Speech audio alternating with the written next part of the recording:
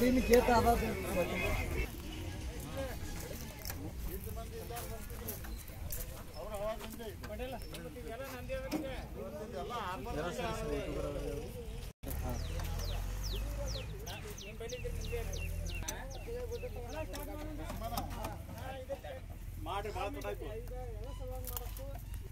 ಮಾಡಿದ್ ನೀವು ಭಾಳ ಚಲೋ ಅರ್ಥ ಆಗ್ತೈತಿ.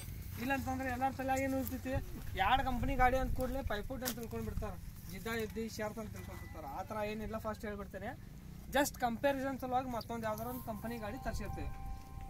ಎಲ್ಲರ ತಲೆಯಾಗ ಏನಿತ್ತು ಗೊತ್ತೈತಿ, ಜಾಂಡ್ ಏನಂತಂದ್ರೆ ಮೈಲೇಜ್ ಇಲ್ಪ ಅಥವಾ ತಾಕತ್ ಗಾಡಿ ಸ್ವಲ್ಪ ಎಣ್ಣೆ ಹೆಚ್ಚಿಗೆ ಕುಡಿತು, ಕೆಲಸ ಮಾಡ್ದೈತಿ ಎಣ್ಣೆ ಹೆಚ್ಚಿಗೆ ಕುಡಿತೈತಿ ಅಂತ ಹೇಳಿ ತಲೆಯಾಗಿತ್ತು. ಸೊ ಅದು ತೆಗಿಯೋ ಸಲುವಾಗಿ ನಾವು ಇದೊಂದು ಆ್ಯಕ್ಟಿವಿಟಿ. ಸೊ ಇದ್ರೊಳಗೆ ನಾವು ಏನೇನು ಮಾಡ್ತಪ್ಪ, ಏನು ಚೆಕ್ ಮಾಡ್ತು, ಹೆಂಗೆ ಮಾಡ್ತು ಅಂತಂದರೆ ನಮ್ಮ ಜಾಂಡಿಯರ್ ಗಾಡಿದ ಮೈಲೇಜ್ ಮತ್ತು ಪರ್ಫಾರ್ಮೆನ್ಸ್ ಚೆಕ್ ಮಾಡ್ತೀವಿ. ಅದ್ರ ಜೊತೆಗೆ ಯಾವುದೋ ಒಂದು ಕಂಪ್ನಿ, ಬೇರೆ ಯಾವ್ದಾರ ಒಂದು ಕಂಪ್ನಿ, ಸೊ ನೀವು ಯಾವ ಥರ ಒಂದು ಅಂತೀರಲ್ಲ ಅದ್ರ ಜೊತೆಗೆ ಕಂಪ್ಯಾರಿಸನ್ ಸಲುವಾಗಿ ಈ ನೆಲ ಐತಿ. ಎಕ್ಸಾಂಪಲ್ ಇದು ಹೊಲ್ದಾಗ ಈ ನೆಲದ ಪ್ರಕಾರ ಎರಡು ಗಾಡಿ ಒಂದೇ ನೆಲ, ಒಬ್ಬರ same ground speed same RPM ಇಟ್ಟು ನಾವು ಚೆಕ್ ಮಾಡೋದು. ಸೊ ಯಾರು ಒಬ್ಬರು ಹೊಡಿದ್ರೆ 15 ನಿಮಿಷ ಹೊಡಿಯೋಣ್ರಿ ಟ್ಯಾಂಕ್ ಸಕ್ ಮಾಡಿ.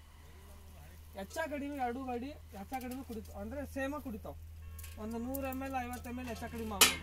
100 ml ಅಥವಾ 50 ml ಜಾಂಡರ್ ಹೆಚ್ಚಿಗೆ ಕುಡಿಬೋದು ಅಥವಾ ಮಹೀಂದ್ರಾರ ಹೆಚ್ಚಿಗೆ ಕುಡಿಬೋದು. ಅದು ಬಿಟ್ಟು ಭಾಳ ಡಿಫ್ರೆನ್ಸ್ ಆಗೋ ಚಾನ್ಸಸ್ ಇರೋಂಗಿಲ್ಲ. ಯಾಕಂತಂದ್ರೆ ನೆಲಾನು ಒಂದೇ ಇರ್ತೈತಿ, ಸೇಮ್ ಐತಿ. ಎರಡು ಗಾಡಿನೂ 50 HP ಕ್ಯಾಟಗರಿ ಅದಾವೆ. So 50 HP. ಸೊ ಎರಡು ಗಾಡಿಗೆ ವೇಟು ಅದಾವೆ. ವೇಟ್ ಮೀನ್ಸ್ ಅದು ಲೋಡರ್ ಕಟ್ಟಿದ್ದು, ಡೋಸರ್ ಕಟ್ಟಿದ್ದೈತಿ, ಅದಕ್ಕೂ ಡೋಸರ್ ಕಟ್ಟಿದ್ದೈತಿ. ಸೊ ಹೆಚ್ಚ ಗಾಡಿನೂ ಸೇಮ್ ನಿಮ್ಗೆ ಕಂಡೀಷನ್ ಪ್ರಕಾರ ಗೊತ್ತಾಗ್ತೈತೆ. ಈ ಮಾಡೋ ಉದ್ದೇಶ ಏನಂತಂದ್ರೆ ಫಸ್ಟ್ ಹೇಳಿ ಜಾಂಡಿಯರ್ ಗಾಡಿ ಮೈಲೇಜ್ ಏನು ತೆಗೆಯಾಗಿ ಬರ್ತೈತಲ್ಲ ಅದು ತೆಗಿಯೋ ಸಲುವಾಗಿ.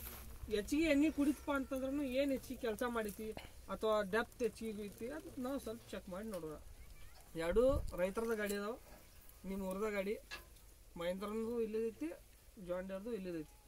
ಎರಡು ಗಾಡಿಗೆ ಯಾರು ನಿಮ್ಮವರು ಹೊಡಿ ಹಾಕಿರ, ನೀವೇನು ನಿಮ್ಮ ಕಡೆ ಯಾರು ಡ್ರೈವರ್ ಪರ್ಫೆಕ್ಟ್ ಅದಾರಲ್ಲ ಎರಡು ಗಾಡಿ ಹೊಡಿ ಅಂತಾರೆ, ಅವ್ರು ನೀವು ಸೆಲೆಕ್ಟ್ ಮಾಡ್ತೀರಿ, ಅವ್ರ ಹೊಡಿಲಿ.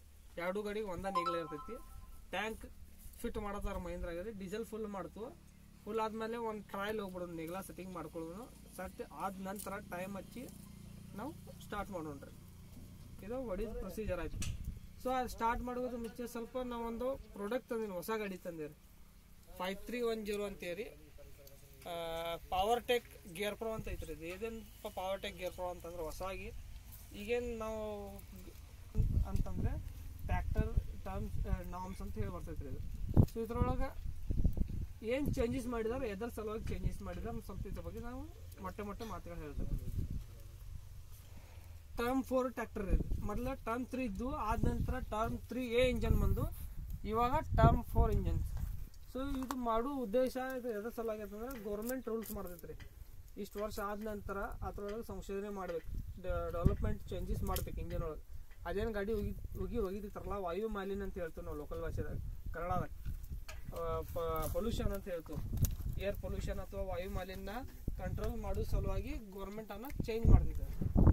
ಈಗೇನು ನಾವು ಉಸಿರಾಡ್ತಾರಲ್ಲ ಗಾಳಿ ಆಲ್ಮೋಸ್ಟ್ 92% 92% ಗಾಳಿ ಕಲುಷಿತ ಗಾಳಿ ಐತ್ರಿ. ಸೊ ಅದರೊಳಗೆ carbon dioxide, carbon monoxide, diesel pump, ಮೊದಲು ಮೈಕ್ರೋ ಪಂಪ್ ಅವರು ಬರ್ತೈತಿ. ಸೊ ಇವಾಗ ಇದು ಡೆನ್ಸೋ ಅಂತ ಬರ್ತೈತಿ, ಡೆನ್ಸೋ ಪಂಪ್ ಅಂತ ಹೇಳ್ತೀವಿ. ಡೆನ್ಸೋ ಅಂತಂದರೆ ಅದು ಒಂದು ಕಂಪ್ನಿ ಹೆಸರು. ಇದಕ್ಕೆ HPCR ಪಂಪ್ ಅಂತ ಹೇಳ್ತಾರೆ. HPCR ಅಂತಂದರೆ ಹೈ ಪ್ರೆಷರ್ ಕಾಮನ್ ಸಿಸ್ಟಮ್ ಅಂತ ಸಿಸ್ಟಮ್ ಅಂತ ಬರ್ತೈತಿ. ಸೊ ಇದ್ರದ್ದು ಏನು ಕೆಲಸ ಆಗ್ತಂದ್ರೆ ಡೀಸೆಲನ್ನು ಹೈ ಪ್ರೆಷರಲ್ಲಿ ಸಪ್ಲೈ ಮಾಡೋದು ಪಿಸ್ಟನ್ ಒಳಗಡೆ. ಮೊದಲಿನ ಪಂಪ್ಗಳ ಪ್ರೆಷರ್ ಎಷ್ಟು ಇತ್ತಪ್ಪ